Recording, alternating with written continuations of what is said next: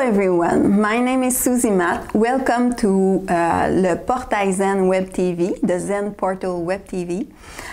Today I have the great pleasure to meet again with Dr. Meir Schneider. We saw each other on an interview on Skype, and I have the great pleasure that he's here in Montreal, and we will talk about his new book. In French, it's called Soignez vos yeux naturellement. In English, we say Vision for Life. Vision for Life. So, welcome, Dr. Schneider. Thank you very much. Can I say Meir? Meir. Meir. Meir in Hebrew means giving light. Oh, that's beautiful. Yeah. So, for people who don't know about you, tell us about yourself a bit more. What I'm doing this moment is I'm traveling to many cities. I was in New York. Before that, I did some work in San Francisco Bay Area where I'm residing. I'm here in Montreal. I'll be in other cities near Montreal, and I'm going to go to Quebec City for a radio show. Then I'm going to Washington, D.C., and that's the beginning trip that I'm doing for my book, Vision for Life. And in this book, I'm talking about the steps you can take to improve your vision.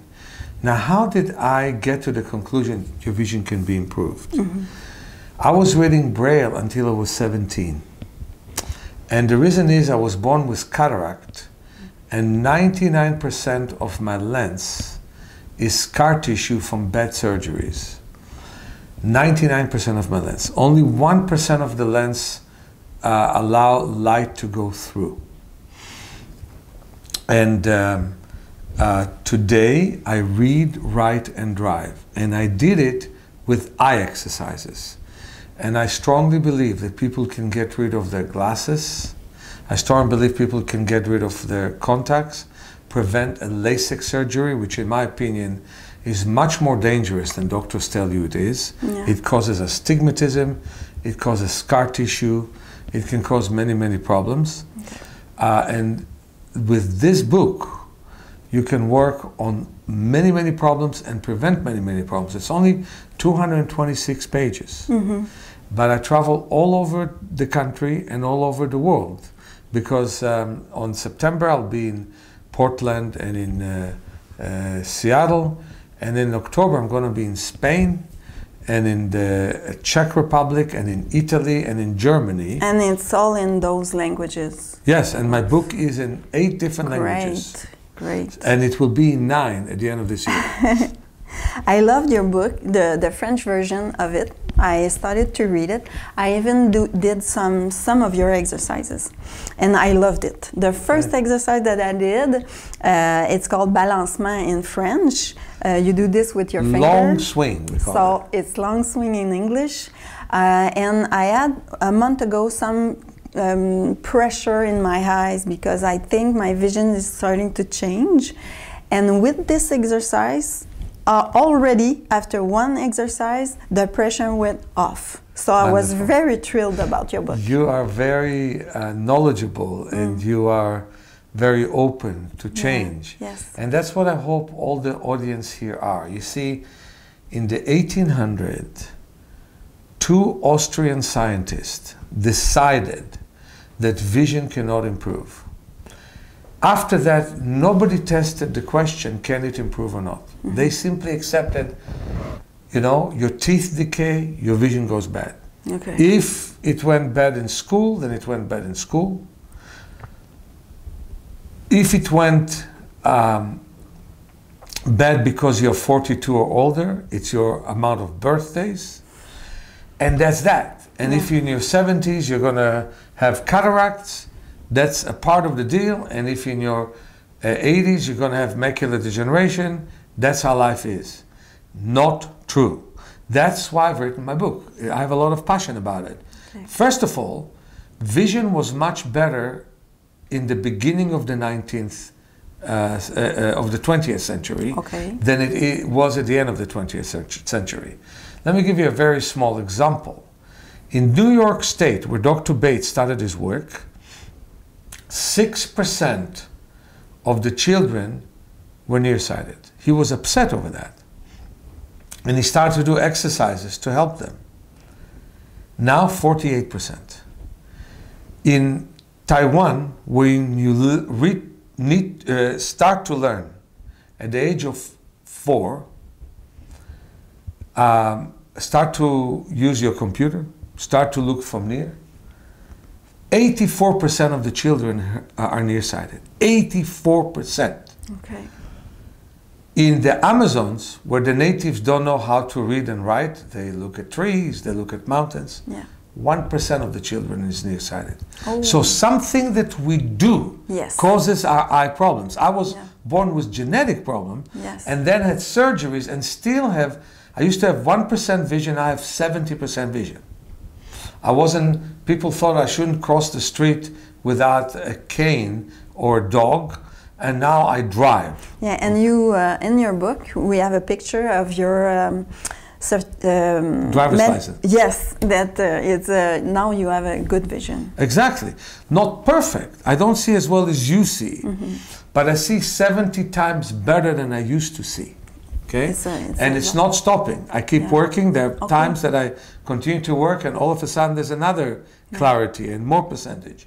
Well, I love in your book that you said that the eyes, the pupil, is like a muscle. It's like the hamstring. You have to work it. Absolutely, and also the retina. Yeah. You can do exercise for the brain and for the nervous system, and you can improve the retina. You can improve the brain. You can improve its function, and this is what doctors don't understand. On the one end, you have whole books. In fact, there was a Canadian author who wrote a book, sold $1 million copies, talking about how the plasticity of the brain. Everybody talks about plasticity of the brain. They don't translate it to the eyes. I'm translating it to the eyes. The eyes can actually benefit from the plasticity of the brain because most of your vision is in your brain. You right now see me upside down, but your brain straightens me to make me right side up. Yeah, okay.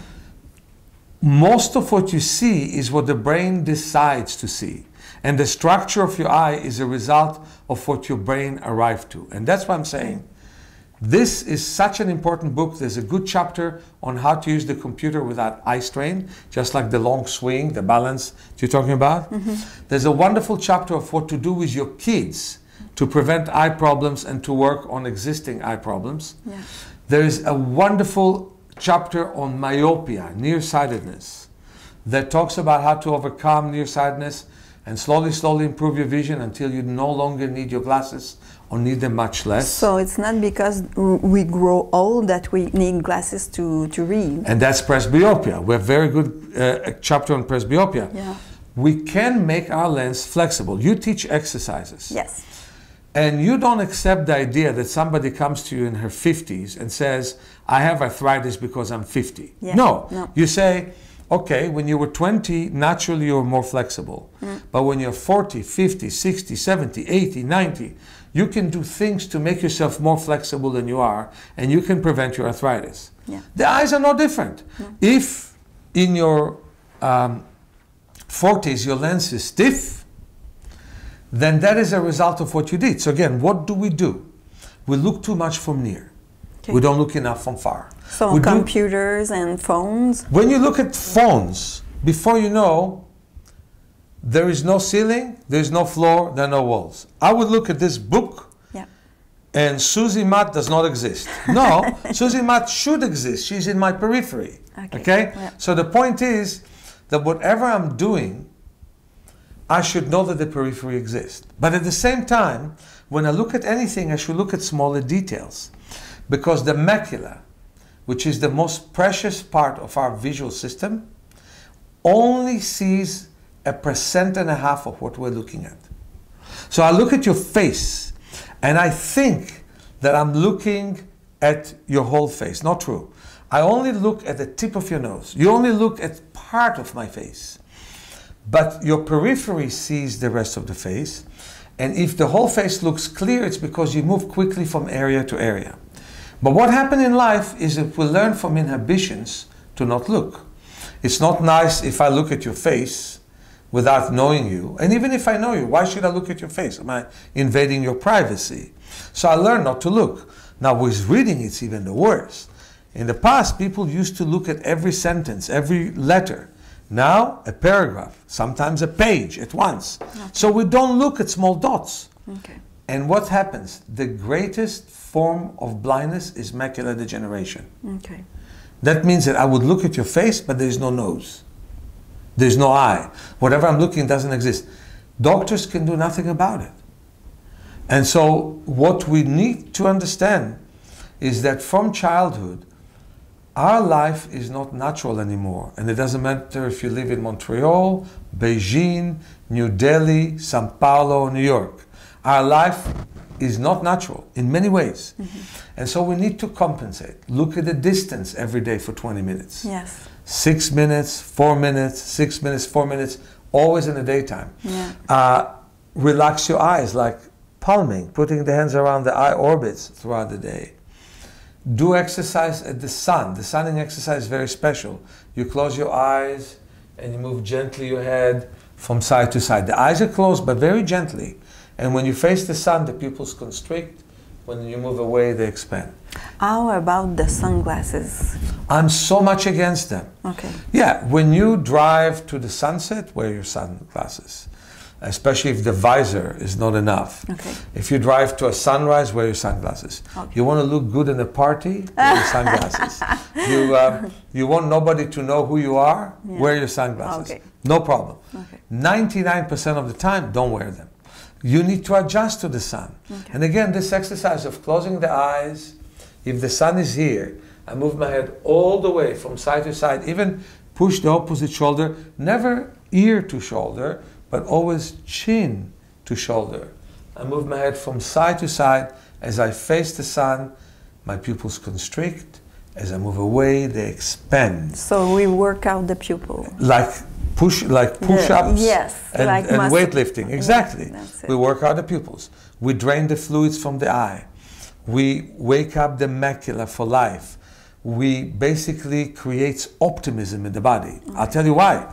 Because when light combines with our hemoglobin, it leads to hormonal changes and secretion of serotonin. It's better than any Prozac you can take. Pay attention where people are very depressed. In Scandinavia, where there isn't enough sun. In Seattle, in Maine. Some places with less sun, people are depressed, commit suicide. Truth of the matter is we need light. Okay. What do doctors teach us? Wear sunglasses and avoid the light. They went in Australia to 2 Aborigine tribes where they believe the sun is the hardest. And they convinced them to wear sunglasses because they believed in it. I'm not saying doctors are lying. They really think that, but I don't agree with them. Okay. So they got them to wear sunglasses, and first time in human history, they got sunburn. Why? Okay. Because in the retina, you have 10 layers. How do you say retina in French? La rétine. La retina. You have 10 layers, okay? And in la retina, there is an area which is called the photoreceptors, cones and rods. Behind that, you have an area which is called the epithelial area, the pigment area. The pigment area is made out of melanin, the same that you have in your skin. Yeah.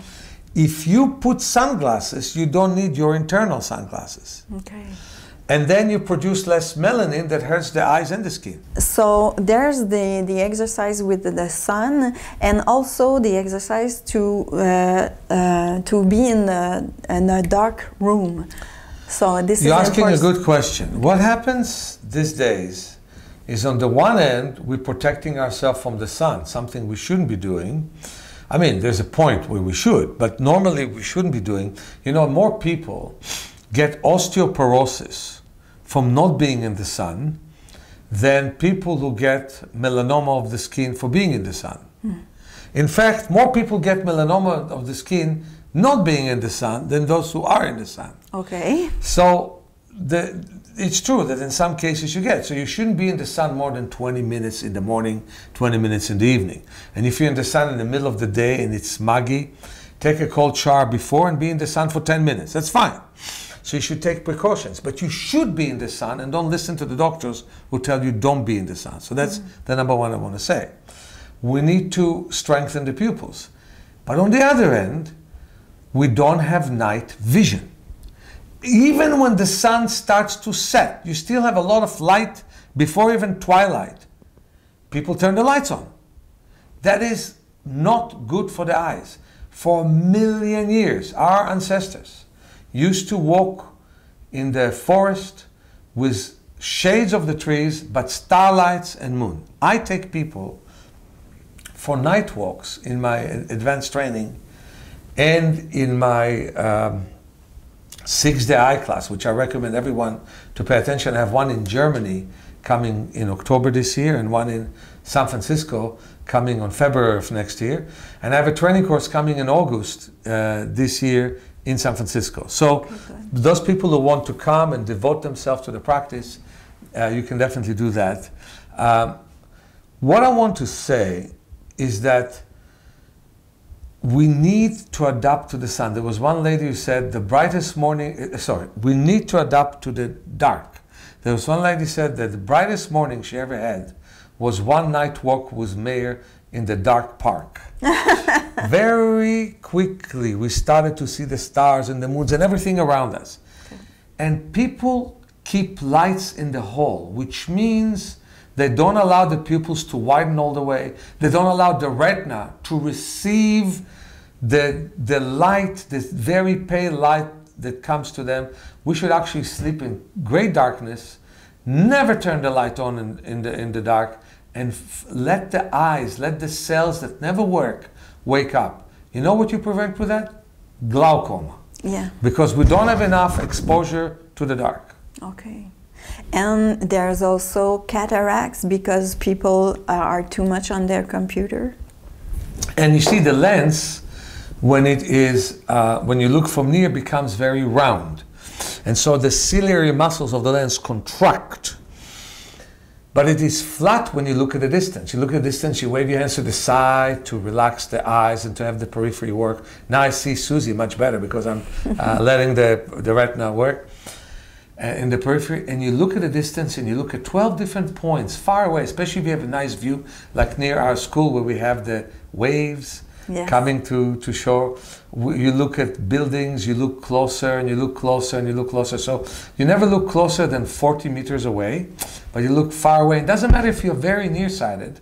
Don't forget, you see the sun, it's 92 million miles or kilometers away. Yeah, you see the moon, which is 300,000 kilometers away. You can see without seeing well at a distance, and you start to flatten your lens and change the shape of your eye to the better, drain a lot of the fluids in the eye, like the vitreous fluid, and start to have more normal eyes. My book tells you step by step how to get your eyes better. And you have also other... yeah, but I want to show again my French book, because I am so happy that I have this nice, small Italian publisher that publish it in Italian and in French. It's very good. And I think it is the most wonderful thing can happen. I wanted to be in Quebec for a long time. I wanted to teach a long time. I'm sorry to not speak French. I speak only English, Russian, Portuguese, and Hebrew. You know, English is not my first language at all. I'm not an English person. I'm an Israeli living in America. You know. So, but what I'm saying is, this book is my heart and soul, and I really hope that thousands, if not millions, people in French Canada will take this book and take it seriously and practice with it. Can you tell me in English what condition that this book can help? Myopia, nearsightedness, presbyopia, farsightedness, cross-sightedness, cataract. People can prevent cataract from growing with this book, and if you had a cataract surgery, can help you to not have complications. Oh, good. Glaucoma, which is one of the complications of cataracts. Retinal detachment. Yes, you should reattach the retina if there was a detachment, but then we can help you to prevent more detachments and to prevent a detachment in the first place, which comes often from high myopia or weakness of the tissue of the retina itself. We also help macular pucker, macular degeneration. We help people with retinitis pigmentosa and night blindness. We help you to work with your children. There's a little bit more in the English version because it's a little bit later one of how to work with kids. One of the things that I've learned, I can help you improve your eyes and get back to normal. Yes, you had I'm sorry, I'm cutting you, but you had a person that had a condition, and after the workshop, she was fine. Right. I had a lady who came to me just about 3 weeks ago to a workshop that I taught in San Francisco. I did the same workshop in New York last weekend. I'm doing the same workshop now in Montreal, and I'll do another workshop in DC, those who feel DC is not too far for them. Okay. So it's only an hour-and-a-half flight, you know. So what happened is she came because she had diplopia, double vision. Everything she saw twice, and it was a result of falling down and having a brain damage. Okay. 6 doctors, including neuro-ophthalmologists, told her it's a diplopia for life. She took 2 days of workshop with me and called my office, and she said, for the last week, I have no double vision, and nobody can imagine why. It's amazing. But I'll tell you something different. Okay. I had a case of an infant that was born without a macula. His mother had toxoplasmosis, which is a problem in the placenta. Yeah.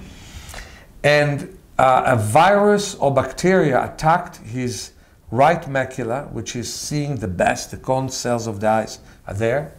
And the doctor said, okay, so he'll have macula in his left eye, but he will not see central vision with his right eye. I said, don't talk this way. They patched him. He was 20-day infant. Patched him in his left eye and got him to have light and noise with the right eye in a dark room 5 times a day for 5 minutes. It's interesting. I went to teach a class in England, came back 20 days later, I'm hearing the doctor says he actually has a macula, but with some scar. I said, now take him outside, patch his left eye, cover everything in the right eye that sees, the periphery, and get him to use the macula. So 50 days later, 70 days into his life, they called me and said, the doctor said it was a misdiagnosis. Because nobody can possibly believe that you can grow a macula as an infant if you don't have one as an embryo. So he did? He did. Oh my God. He did. Okay. And I have another case. So what I want to tell you is that infants can change their structure. Function affects structure. But in the case of infant, you can create a structure. I have another wonderful case of somebody who was born without an iris. That's what contract your pupils and expand your pupils. And one of my best trainees met her, and the mother cried, and she said, my daughter will never see. And the trainee says, but can you imagine that she can see? And the lady, her name was Sophia, said to Sonia, my trainee, no, the doctor said he can. She said, believe it. Because she shined light on her, and she saw the daughter was following the light in a dark room. Okay. So they start to work. They did sunning with the infant. They hold the infant, move it from side to side. They did all kinds of light exercises. 4 more months pass. The girl was right now 8 months old.